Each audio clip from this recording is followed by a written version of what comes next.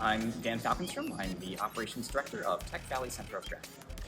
Tech Valley Center of Gravity is a makerspace, incubator, and STEAM education. Our mission is to empower makers to connect, collaborate, and create. We have about 250 active members, and they span from all walks of life. So we have artists, engineers, students to retirees, hobbyists to entrepreneurs and high-tech startups.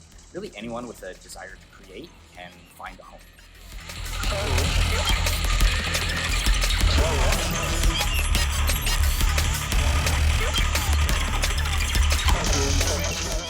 Our whole community operates at the intersection of science and art, and technology and art. And really, they're both very creative disciplines. Whether you're trying to solve a problem or create a work that hadn't existed before, it's all about creation and exploring new things and trying new ideas and problem solving.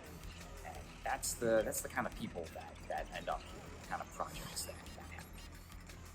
What I really love about this space and what keeps me coming to work every day is just constant creative energy.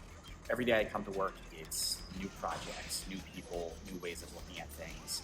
It's really inspirational and just really energizing just to see all this happen, and especially in downtown Charlotte.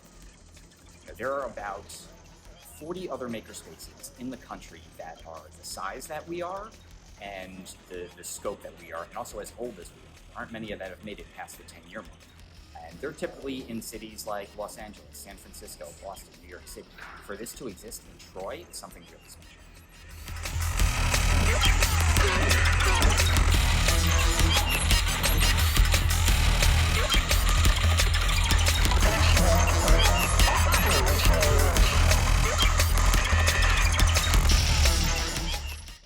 So one of our members founded a company that started out working with 3D printed ceramics.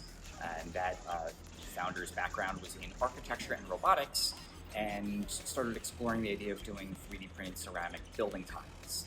And that business has morphed to working on doing custom 3D printed molds for horse saddles. We've also seen startups that are making lab-grown bioleather, that have made aircraft components.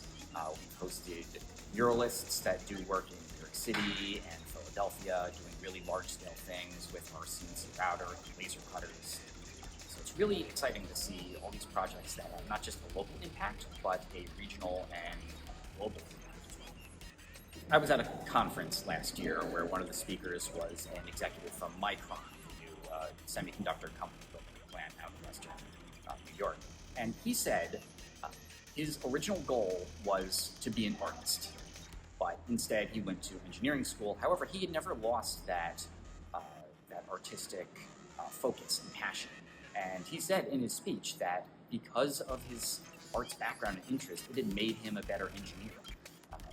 And when you see things like MPAG, RPI, focus on the arts there, being able to keep the creative side of your brain engaged and active makes you a better scientist, a better problem solver.